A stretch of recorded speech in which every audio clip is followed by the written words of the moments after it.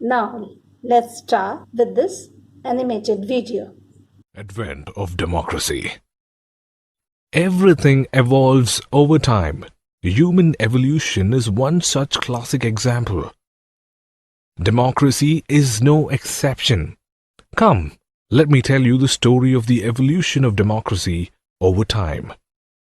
It was 510 BC. Ancient Greece was the first to practice democracy. Citizens met to make laws and day-to-day decisions regarding governance. It was called direct democracy. During the medieval period, some European rulers consulted church officials and citizens while making policies. 14th century also saw the decline of feudalism and establishment of democracy. Then there was the Renaissance movement in Europe. The revival of Greek literature and culture led to the growth and implementation of democracy. In England, the Glorious Revolution of 1688 was a blow to the absolute rule of the British king and made him answerable to the people. 1775 saw the end of British imperialism in America. A Bill of Rights that was included in the American Constitution granted basic rights to citizens. It was 1789.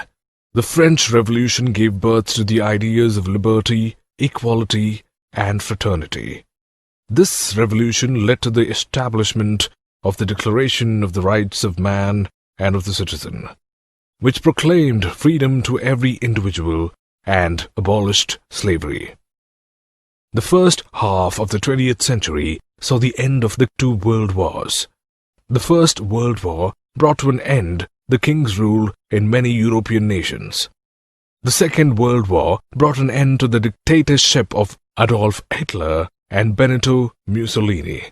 Many nations in Asia and Africa attained freedom, and democracy was established in many African and Asian countries during this period. Through the ages, as democracy evolved, people have enjoyed and appreciated its benefits.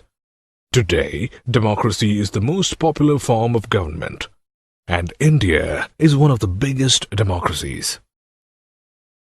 Word democracy derived from Greek word demokratia, which is the combination of two words, demos meaning people and kratos meaning rule or power, means power of the people or rule by the people, we can say. Now come to the second topic, the history of the democracy or the growth of the democracy. We will read in this topic the advent of democracy, कैसे इसका इतिहास आगे बढ़ता गया और world के सभी जगहों में, सभी स्टेट्स में और सभी कंट्री में डेमोक्रेसी धीरे धीरे अपना जड़ें जमाती गई, उसका क्या कारण था, कौन कौन सी चीज़ें उत्तरदायी हुई डेमोक्रेसी के प्रसार के लिए, यह हिस्ट्री, इसके पीछे क्या हिस्ट्री थी, we will read one by one. Okay, first is ancient Greece. Greece is the 6th century,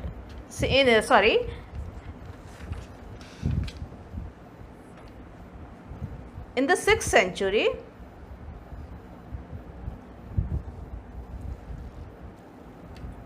the earliest democracy began in Athens, Greece, in the 6th century BCE. In its ancient form, it was called direct democracy, wherein all citizens assembled at one place to make laws and take decisions regarding day-to-day matters of governance. Means ancient Greece में 5वीं सदी के लगभग 6th century के लगभग वहाँ पर सभी एक जगह असेंबल होकर डिसीज़न लेते थे इकट्ठा होकर डे टू डे मैटर्स के लिए. लेकिन ये उसी समय प्रबल था जब पॉपुलेशन उस समय कम होती थी, लेकिन जैसे जैसे पॉपुलेशन बढ़ता गया इसका स्वरूप भी चेंज होने लगा. Now in medieval period, in the medieval period, several European rulers while making policy consulted church officials and various groups of citizens, which led to the formation of representative bodies of citizens. अब medieval period में क्या हुआ कि लोग consult करने लगे church के साथ, और फिर रूलर्स जो थे वो डिसीजन मेकिंग करने के लिए चर्च के साथ कंसल्ट करने लगे, और कॉमन पीपल्स के साथ सिटीज़न के ग्रुप ऑफ सिटीजन के साथ कंसल्ट करने लगे। तो इस तरह से धीरे धीरे रिप्रेजेंटेटिव बॉडीज, सिटीज़न के रिप्रेजेंटेटिव बॉडीज़ का डेवलपमेंट हुआ। ठीक है, उसके बाद इसी काल में मेडिवल पीरियड में the decline of the feudalism in Europe in the 14th century, power shifted from feudal lords to the king and the common people. The rise of the nationalism also shifted power away from the feudal lords and laid the foundation for the establishment of democracy. इसी medieval period में लगभग 14th century के लगभग जैसे जैसे feudalism decline होने लगा, तो जो पावर थी, जो फ्यूडलिज्म की पावर थी, वो अब शिफ्ट होने लगे कॉमन पीपल की तरफ और किंग के तरफ, और जिससे नेशनलिज्म, राष्ट्रीयता की भावना धीरे धीरे बढ़ने लगी और डेमोक्रेसी, और ये डेमोक्रेसी के फाउंडेशन के लिए सबसे बड़ा कारण बना। मीन्स यहाँ पर हम कह सकते हैं कि मिडिवल पीरियड में फ्यूडलिज्म के डिक्लाइन एक कारण बना डेमोक्रेसी के एस्टैब्लिशमेंट में। Next is Renaissance in Europe. Renaissance movement revived Greek literature, art, science and philosophy, which led to the growth and implementation of the concept of democracy. तो ये जैसे जैसे मिडिवल पीरियड में जो फ्यूडलिज्म है वो डिक्लाइन किया, और लोगों में धीरे धीरे नए जागरण, पूर्ण जागरण, जागृत होने लगे, उनका बौद्धिक विकास होने लगा, बौद्धिक जागरण होने लगा, और वो नए विचारधारा से की ओर बढ़ने लगे, और इस तरह से अगेन लोगों ने डेमोक्रेसी की तरफ अपना इम्प्लीमेंटेशन, ग्रोथ शुरू होने लगा। मीन्स रेनेसां, यूरोप में जो रेनेसां का समय था, जो पुनर्जागरण का काल था, वो भी डेमोक्रेसी के फाउंडेशन के लिए इम्प्लीमेंटेशन का एक ज़रिया बना। ठीक है, now next is in England the glorious revolution of 1688 further strengthen the roots of democracy. England की जो क्रांति थी, रेवोल्यूशन थे 1688, वो भी डेमोक्रेसी को स्ट्रेंथन करने में, बढ़ाने में ज़्यादा सहायक हुई। The revolution give a blow to the absolute rule of the British king and made the ruler answerable to the parliament, the representative body of the English people. तो उस समय जो पार्लियामेंट होती थी, इंग्लिश बॉडी को representative body of English people के जो parliament में होती थी, उसमें इस रेवोल्यूशन के चलते ऐसी विचारधारा आई कि किंग को भी अपने कामों के लिए पार्लियामेंट में सामने जाकर क्या करना पड़ता था, आंसर देना पड़ता था, ये कि वो क्यों ये काम कर रहे हैं। जिस तरह से डेमोक्रेसी में क्या होता है, सारी चीज़ें ट्रांसपेरेंट होती है, जाननी होती है कि पीपल जो रिप्रेजेंटेटिव हैं पीपल, वो सारी बातें अपने गवर्नमेंट की सारी बातें पीपल के सामने शेयर करते हैं, और उनके हिसाब से, उनकी ज़रूरतों के हिसाब से लॉज वगैरह भी बनते हैं। Okay, now next is the American War of Independence.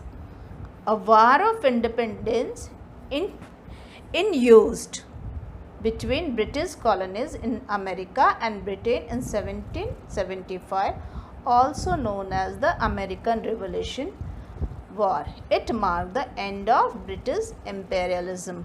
British imperialism एक वर्ड था मैंने जिसमें बताया था कि पावरफुल कंट्री जो है वो जो वीकर कंट्रीज है उसके ऊपर अपना अधिकार रखते हैं, उसके सोशल, पॉलिटिकल और इकोनॉमिक के ऊपर अपना पूरा अधिकार रखती है। तो ये जो अमेरिकन रेवोल्यूशनरी था, उन्होंने ब्रिटिश के इम्पेरियलिज्म को धीरे धीरे ख़त्म कर दिया, और ये success of the America War of Independence ensured in the idea of written constitution in the form of American Constitution was the enforced in 1789, और इसने अमेरिका के कॉन्स्टिट्यूशन को मेक करने में, बनाने में बहुत ही शुरुआत हुई। मीन्स अमेरिकन कॉन्स्टिट्यूशन की शुरुआत हुई। तो ये भी एक अमेरिकन वॉर ऑफ इंडिपेंडेंस भी एक कारण बना डेमोक्रेसी को आगे बढ़ाने में, और इसके पीछे इसकी एवोल्यूशन में, डेमोक्रेसी के एवोल्यूशन में अमेरिकन वॉर को भी इंक्लूड किया जा सकता है। ठीक है। Next is the French revolution. The French revolution of 1789, a death blow to the divine rights of the king, and brought in the ideas of liberty, equality and fraternity.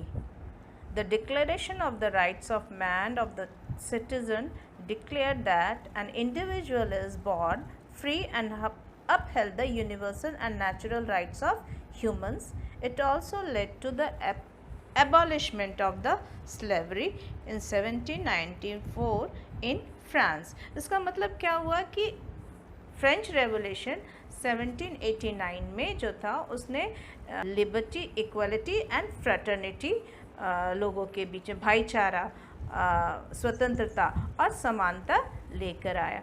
और इसी घटना ने, इस रेवोल्यूशन ने लोगों को ये भी अधिकार दिया, ये बताया कि जो इंडिविजुअल हैं, जो व्यक्ति हैं, वो जन्म स्वतंत्र रूप से जन्म लेता, और उसको भी नेचुरल जो राइट्स हैं ह्यूमन के, मानवता का उनको अधिकार है। और फ्रेंच रेवोल्यूशन के बाद 1794 में स्लेवरी भी धीरे धीरे, ये जो गुलाम दास्ता की जो प्रथा थी, वो भी एबॉलिश होने लगी। ठीक है।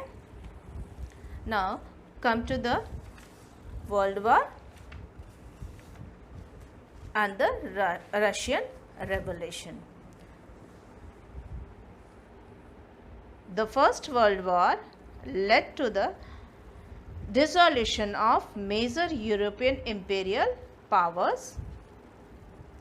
मीन्स इसमें क्या हुआ कि ये फर्स्ट वर्ल्ड के कारण जो मेजर यूरोपियन पावर्स थे, उनकी जो साम्राज्यवादी जो शक्ति थी, वो धीरे धीरे कम होने लगी।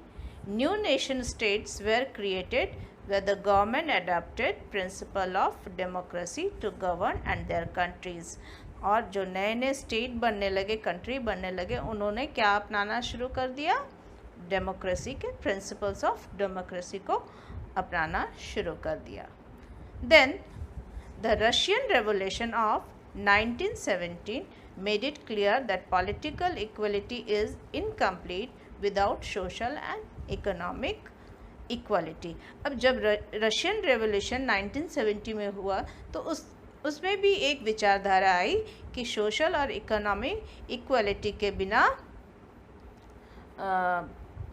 पॉलिटिकल इक्वालिटी इनकम्प्लीट है। The revolution successfully destroyed the prevalent autocratic government and led to the formation of the Soviet Union. Okay. Now, in 1939, the world witnessed the Second World War. The aftermath of the war was the establishment of democracy in Asian and Africa countries.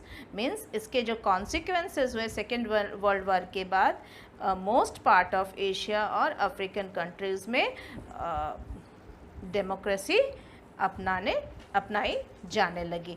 तो इसका मतलब आपको समझ में आ रहा है कि वो सेकेंड वर्ल्ड वॉर के बाद इंडिया भी इंडिपेंडेंस हो गया, इंडिया में भी डेमोक्रेसी को अपनाया गया, चूज़ किया गया। जब वो इंडिपेंडेंट के बाद जो गवर्नमेंट आई, उन्होंने क्या चूज़ किया? डेमोक्रेसी। और आज इंडिया वर्ल्ड का लार्जेस्ट डेमोक्रेटिक कंट्री है। ठीक है ना। तो we have seen here some key elements of democracy through the ages. पहले first the Renaissance popularized the idea of representative taking decision for the people. Second, American War of Independence, उसमें क्या चीज़ popularized हुई थी? The popularized the idea of right for citizen and their protection from the government. इस war के through, independence के through ये बातें popular हुई थी. फ्रेंच रेवोल्यूशन में कौन सी बात पॉपुलराइज्ड हुई थी? Ideas of equality, liberty and fraternity. And Russian revolution में कौन सी बातें पॉपुलराइज्ड हुई थी डेमोक्रेसी की? वो थी equality, the idea of equality. तो ये सारी जो की एलिमेंट है डेमोक्रेसी की, वो इन एजेस में, मीन्स रेनेशा, अमेरिकन वॉर और फ्रेंच रेवोल्यूशन और रशियन रेवोल्यूशन में वो डेवलप होती गई. तो यहाँ हम लोग देखते हैं रेनेशा में कौन सी बातें पॉपुलराइज्ड हुई थी? The idea of representative taking decision for the, ये बात हुई थी पॉपुलर. अमेरिकन वॉर में क्या पॉपुलराइज्ड हुई थी? Rights of the citizen and their protection from the government. And French revolution में कौन सी आइडिया पॉपुलर हुई थी? Equality, liberty and fraternity. And Russian revolution में आइडिया ऑफ इक्वलिटी पॉपुलर हुई थी. Now we will see here the forms of the next topic is the forms of government. There are mainly three forms of government. First is dictatorship, second is monarchy, and third is democracy. So what is dictatorship? The dictatorship is the power to rule rest with one person or a small group of the people who have absolute power without effective constitutional limitation. ये dictatorship है. Such power is often obtained forcibly. People do not enjoy any freedom. अब ये जो dictatorship power है, ये हम लोग Saudi Arab country में इस टाइप की पावर देख सकते हैं, या नॉर्थ कोरिया में इस टाइप की आप पावर देख, किम जोंग सियो आप लोगों ने सुना होगा. तो उनकी जो पावर है वो डिक्टेटरशिप वाली है. Next is monarchy. Monarchy, it is the another form of government. The monarchy is ruled by a king or a queen who is the head of the state in whom all power is vested. ठीक है, king और queen के हाथों में ruling power होती है. अब third one is democracy. Sorry. The power is either held by elected representative or directly by the people themselves. इसमें डायरेक्टली और इनडायरेक्टली तरीके से जो पावर होती है वो किसके हाथ में होती है? पीपल के हाथ में होती है. Okay.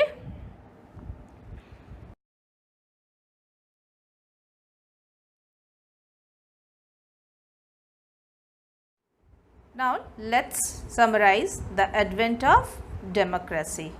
First, the story of democracy is as old as the ancient Greek civilization. Second, in the medieval period, several European rulers, while making policies, consulted church officials and various groups of citizens, which led to the formation of representative bodies of citizens.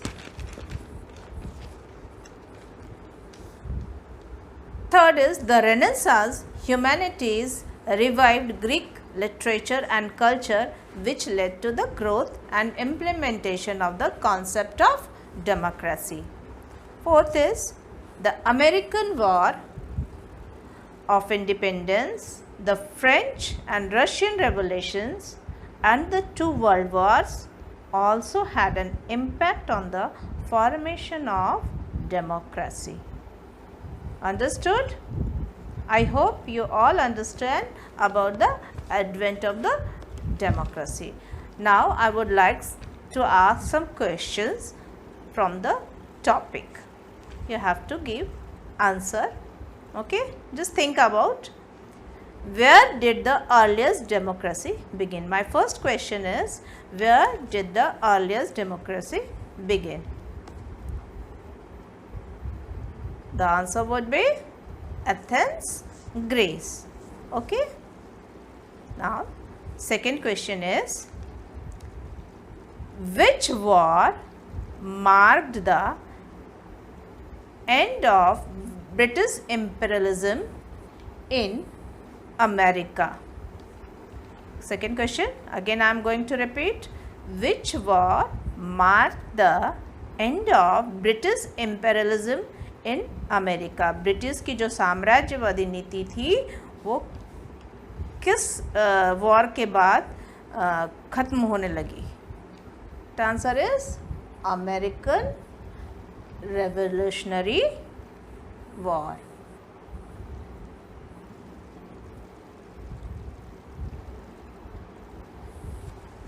Now,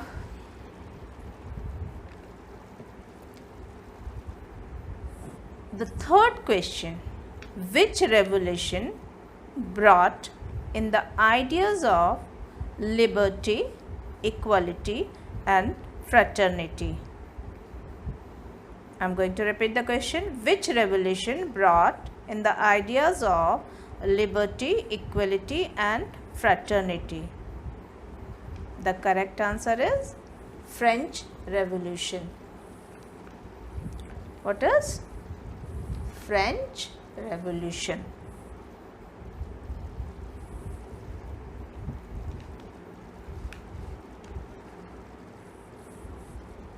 Now, the fourth question, what was the aftermath of the Second World War? Aftermath means what was the consequence of the Second World War? क्या परिणाम हुए Second World War के? तो the correct answer is establishment of democracy in the Asian and African countries. Establishment of democracy in the Asian and African countries.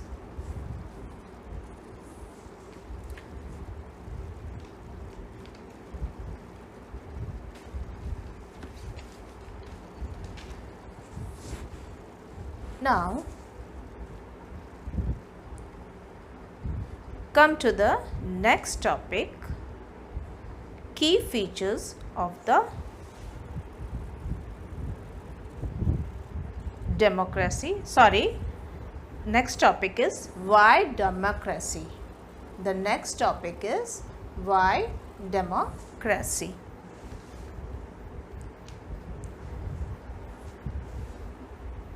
Today, democracy as a form of government is being followed in many countries around the world.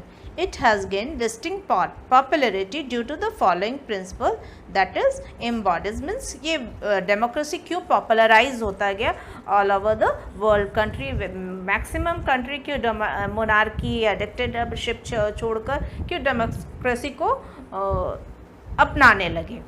तो इसका सबसे major जो first है कारण है citizen elect representatives to form a government.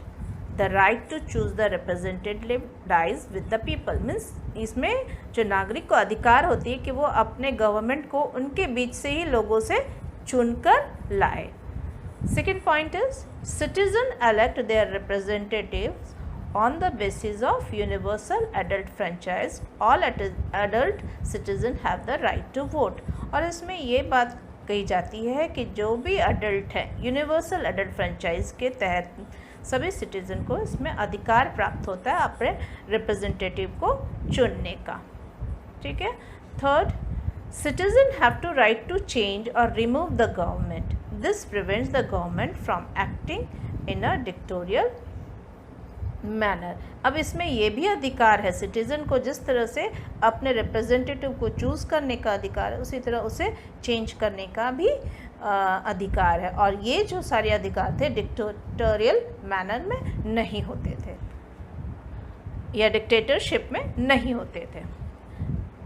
Fourth one, elections are held at periodic intervals. This ensures that the government is accountable to the citizen because it knows it can change after a few years. अब ये जो democracy में है government के ये अधिकार प्राप्त होते हैं, गवर्नमेंट पीपल को ये अधिकार प्राप्त होते हैं कि ये सर्टन पीरियोडिक इंटरवल में सर्टन इंटरवल्स के बाद वो इलेक्शन के थ्रू गवर्नमेंट चेंज कर सकती है। तो गवर्नमेंट तब तक बने रह सकती है, यदि वो अच्छा काम करता है तो वो गवर्नमेंट अकाउंटेबल रहता है अपने सिटीज़न के प्रति, तो उन्हें फिर से पीपल इलेक्ट कर सकती है। यदि उसने अच्छा काम नहीं किया तो पीपल उसको हटा सकती है। तो ये सिचुएशन भी डेमोक्रेसी में होती है, जो कि बहुत ही अच्छी बात होती है। मतलब पीपल के पास ये अधिकार होता है, सिटीज़न के पास ये अधिकार होता है।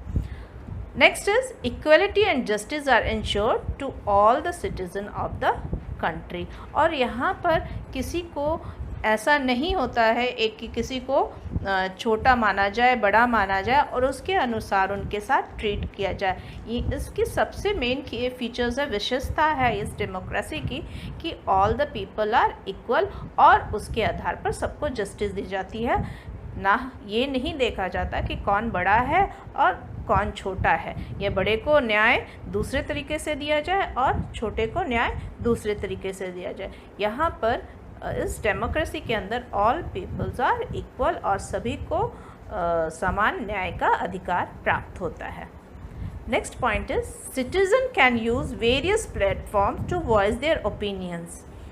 Freedom of speech and public opinion ensure regular participation of the citizen in the political process।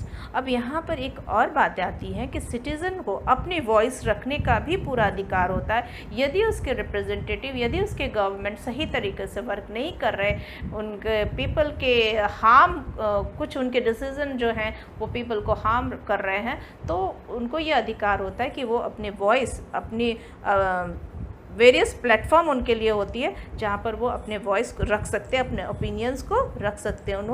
उन्हें बोलने की पूरी फ्रीडम होती है।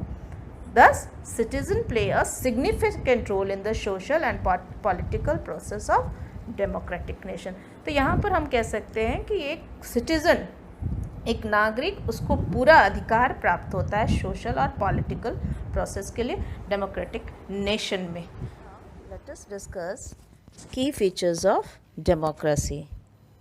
मीन्स ये क्या विशेषता है डेमोक्रेसी की जो काफ़ी इफ़ेक्टिवली वर्क करता है जहाँ जिस राष्ट्र में डेमोक्रेसी को अपनाया गया है। तो इनकी फर्स्ट विशेषता है decision making mechanism. As in India, it is democratic country.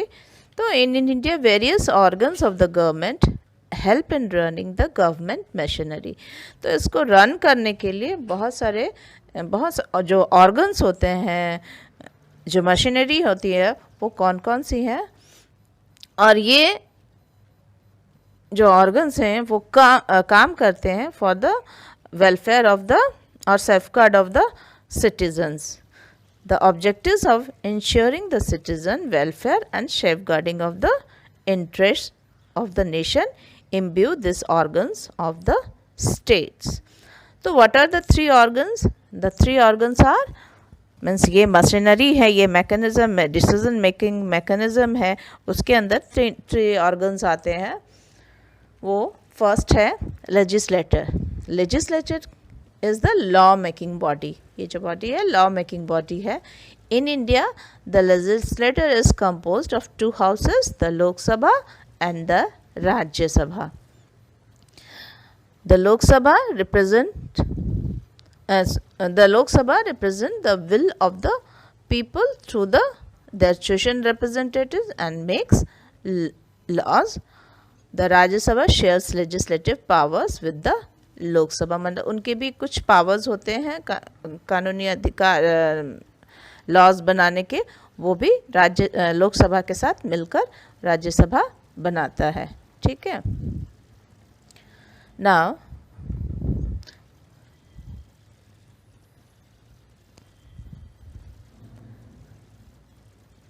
the second point is executive.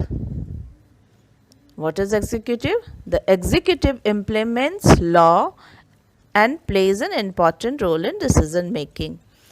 अब जिस तरह से लेजिस्लेटर क्या बनाने के काम में आता है, लॉ मेकिंग बॉडी, लॉ बनाने में काम आता है। जैसे जो कानून व्यवस्था, कुछ कानून बनाए जाते हैं जिसके आधार पर कोई देश चलता है, तो उस कानून को इम्प्लीमेंट करने के लिए, क्रियान्वयन करने के लिए जो बॉडी होती है उसको कहते हैं execute.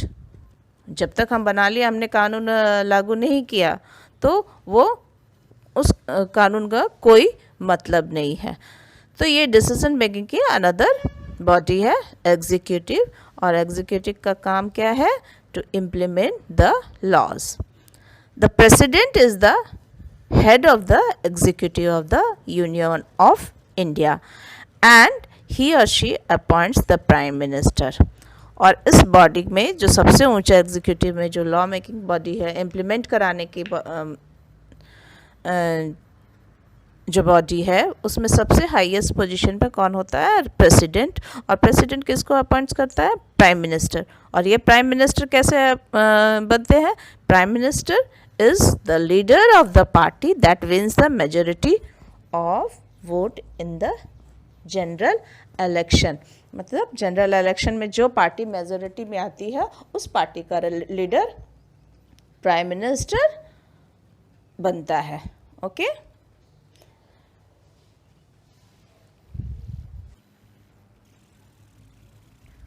another organ is judiciary।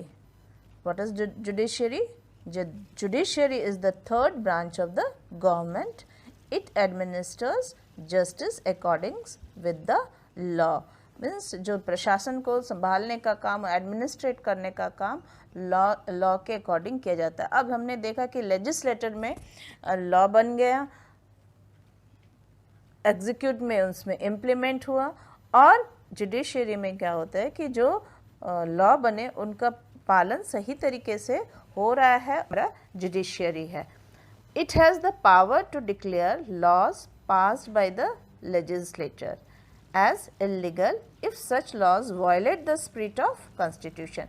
अब एक और पावर होती है इस जुडिशरी के पास, यदि कोई लॉज बनते हैं लेजिस्लेटर में, लॉ मेकिंग बॉडी के थ्रू, इसमें यदि कुछ ऐसी बातें होती हैं जो वायलेट करती हैं संविधान की भावना को, तो इसके पास ये अधिकार होता है कि उसको वो इलीगल, उस लॉ को इलीगल ठहरा सकता है।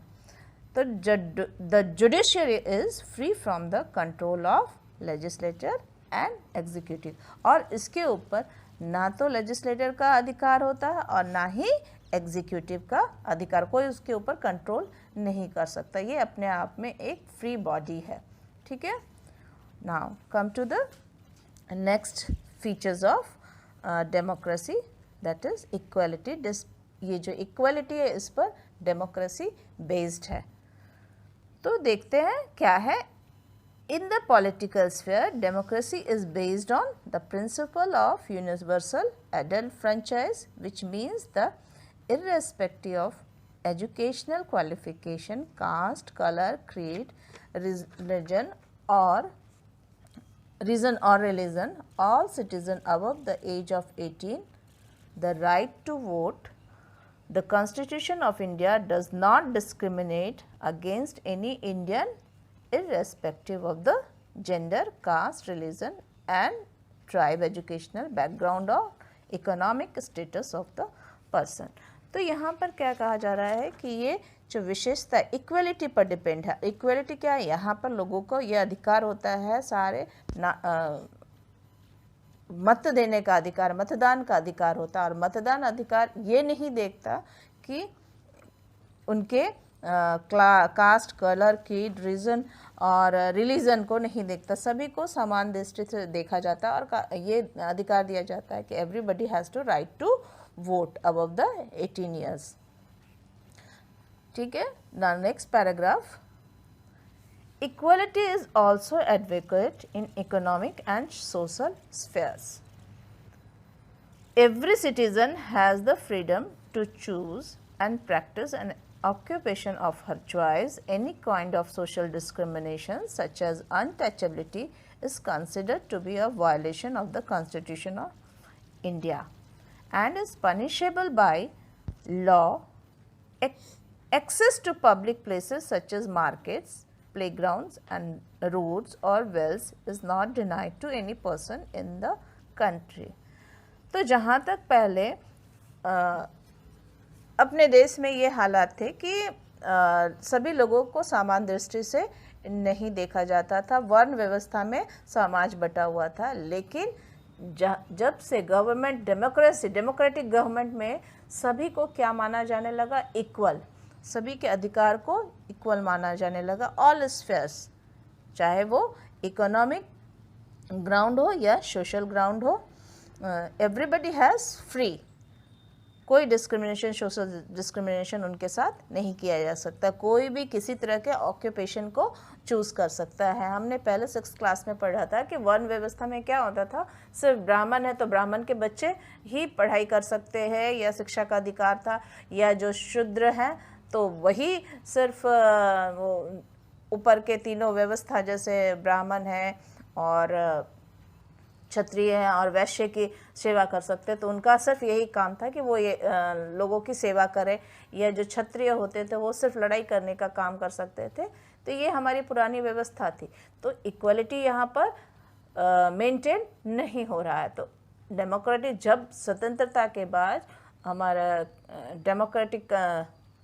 डेमोक्रेसी को अपनाया गया तो उसमें इक्वलिटी पर ज़्यादा ध्यान दिया गया और उसके हिसाब से लॉ बने और everybody has here free to choose according to their needs any occupation, कोई भी ऑक्यूपेशन अपने नीड्स के अनुसार वो चूज़ कर सकता है। और यदि कोई किसी के साथ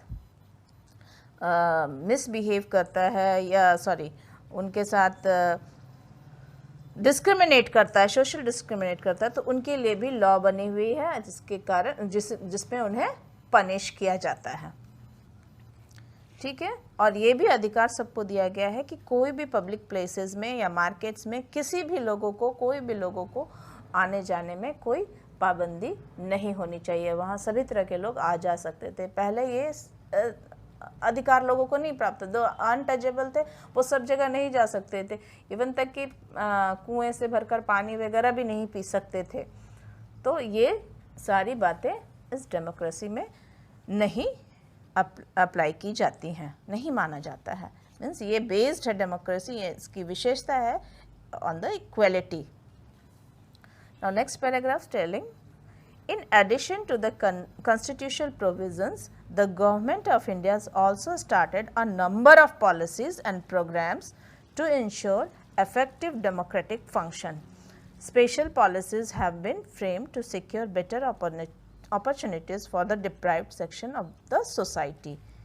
These policy include the following. अब इसमें ये क्या क्या, गवर्नमेंट ने तो लॉ बना दी कि उनके साथ इक्वल व्यवहार होना चाहिए, लेकिन इक्वलिटी कैसे आएगी?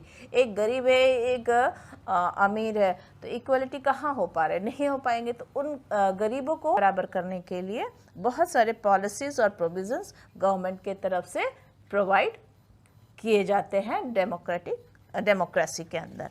ठीक है। अब वो क्या प्रोविज़न्स है? Now let us see. First, reservation for the schedule caste, scheduled tribes and other backward class in educational institution and government jobs. उनको ऊपर लाने के लिए बहुत सारे रिजर्वेशन शिक्षा के क्षेत्र में दिए गए। कौन कौन से लोगों के लिए? शेड्यूल कास्ट और शेड्यूल्ड ट्राइब्स या बैकवर्ड क्लास के लिए। और ये जो शेड्यूल कास्ट कौन होते थे? शेड्यूल कास्ट जो कि जिनको ये माना जाता था, पहले अछूत माना जाता था, दलित जिनको बोला जाता है, उनको नया नाम दिया गया शेड्यूल कास्ट। तो उनको ऊपर लाने के लिए गवर्नमेंट ने प्रोविज़न दिया, एजुकेशन में कुछ रिजर्वेशन, कुछ आरक्षण उन्हें दी गई। Second point, low cost housing schemes for the economically weak section of the society. आवास प्रदान किया जाने लगा उनको, उसकी प्रोविज़न उन्हें दी गई। Third, reservation of seats for women in public modes of transport. Reservation of seats for women in village panchayats. Womens की स्थिति को अच्छे करने के लिए उनको पब्लिक ट्रांसपोर्ट और मोड्स में स्पेशल सीट्स अलॉटेड किए जाने लगे। आप लोग देखते होंगे, बस में कभी सफ़र करते होंगे तो एक साइड में लिखा रहता है महिलाओं के लिए आरक्षित, मीन्स ये सीट महिलाओं के लिए है। तो क्यों ऐसा? कि महिलाएं और जो पुरुष हैं उनको इक्वलिटी में ला सके, इक्वल पोजीशन हो सके, उनकी स्थिति अच्छी हो सके। तो इसके लिए ये जो रिजर्वेशन है वो अप्लाई किया जाने लगा।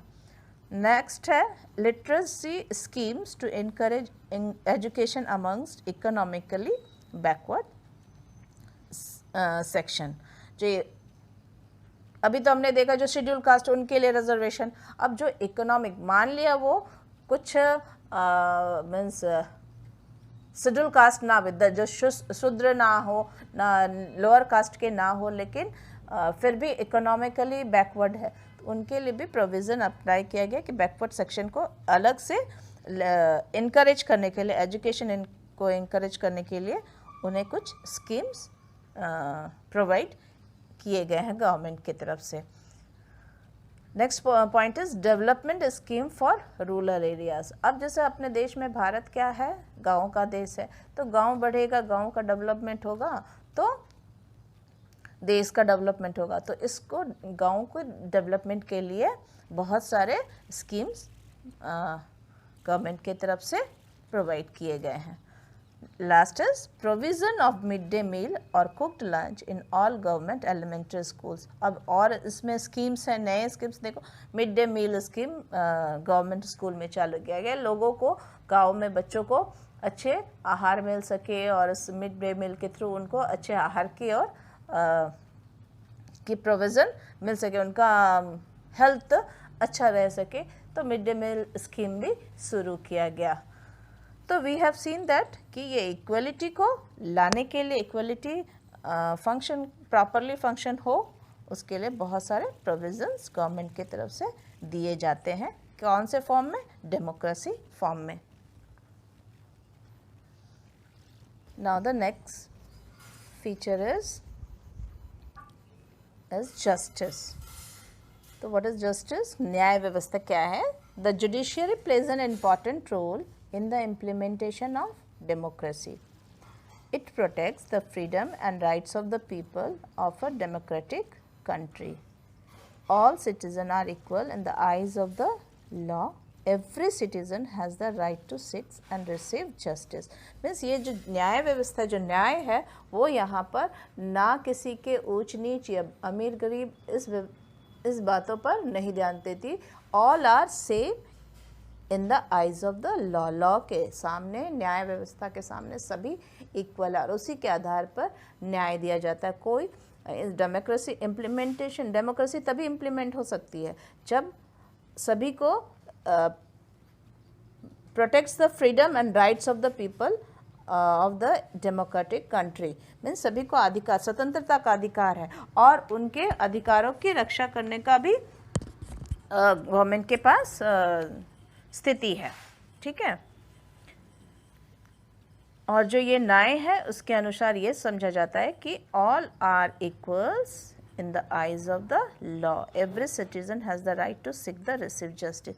हर एक को अधिकार है, न्याय पाने का अधिकार हर एक को। यदि कोई किसी के साथ बुरा व्यवहार करता है, डिसरिस्पेक्ट करता है, तो वो अपनी बातें न्याय सरकार के सामने रख सकती है और सरकार उसके ऊपर अपना न्याय दे सकता है।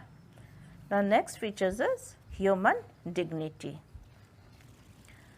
तो democracy stands on the foundation of human dignity.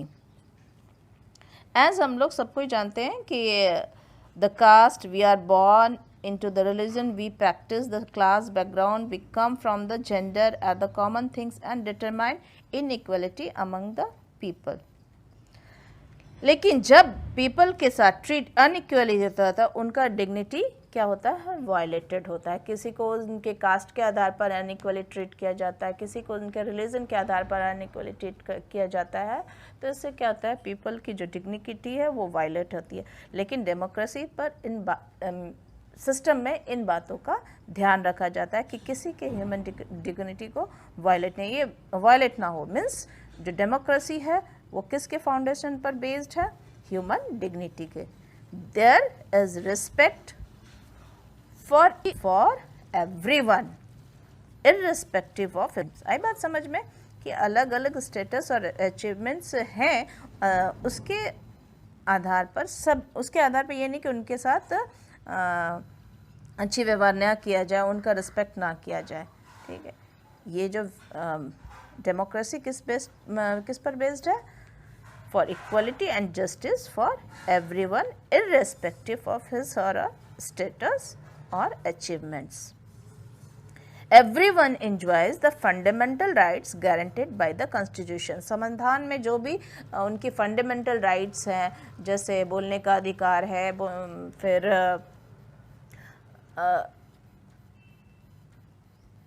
कहीं पर अपनी बातों को रखने का अधिकार है, या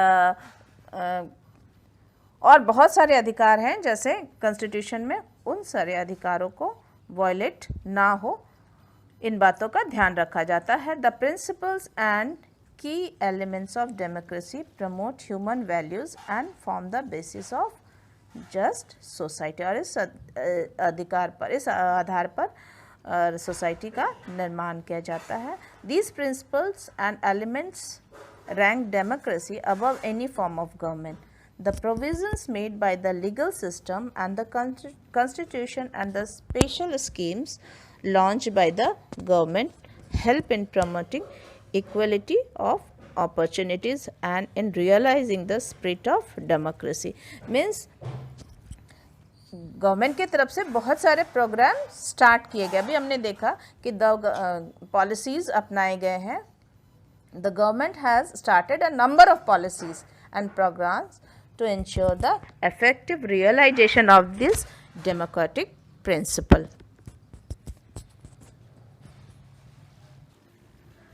Now, participation and cooperation of the people and recognition of the values of democracy is a necessary condition for success of these welfare policies and programs. तो ये समाज के कल्याण के लिए जो पॉलिसीज़ अपनाई गई हैं, प्रोग्राम्स अपनाए गए हैं, उससे डेमोक्रेसी क्या होते हैं और मजबूत बनती. इसीलिए ये बहुत ही ज़्यादा पॉपुलर फॉर्म है गवर्नमेंट का. Democracy very popular form of government. Okay, so now I explained the chapters. You again thoroughly read the chapters, and afterwards I am going to in another video discussing about the textual question answer.